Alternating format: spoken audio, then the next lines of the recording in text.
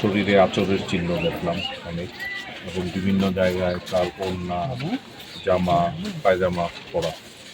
তো প্রাথমিকভাবে আমাদের যা মনে হয়েছে এটা রেপ উইথ মার্ডার। তো দাদি হয়তো ধস্তাধস্তি করছে, বাধা দিছে, দাদির কাছে জোর করে নিয়ে গেছে, মেয়েটা পালানোর চেষ্টা করছে, পরে ওখানে রেপ হয়েছে, মেরে ফেলছে, এরকম আমাদের কাছে মনে হয়েছে।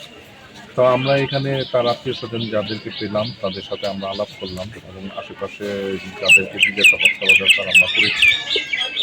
আমরা এটা তদন্ত করতেছি এবং আশা করি এটার একটা ক্লু আমরা ইতিমধ্যে আমরা হাতে পেয়েছি। তদন্তের স্বার্থে আমরা এখন কিছু বলছি না, তদন্ত চলমান আছে, এবং আমরা আশা করছি উইদিন শর্ট টাইম আমরা প্রকৃত অপরাধী যে এই কাজটা করেছি তাদেরকে আমরা ধরতে পারবো, তাকে বা তাদেরকে আমরা ধরতে পারবো। বাই দিস টাইম আমাদের একটা স্পেশাল টিম বাইরে আছে, অভিযানে আছে, আরেকটা টিম এই আসামি খোঁজা আইডেন্টিফাই করার ব্যাপারে আছে, আর আমরা এখানে পিও, এখানে সিআইডি আসছে, আমাদের লোক আছে, আমরা দেখছি, কথা বলছি। তবে ক্লু আমরা পেয়েছি, তদন্ত অব্যাহত আছে। উইদিন শর্ট টাইম আমরা আশা করছি প্রকৃত অপরাধীকে আমরা ধরতে পারবো।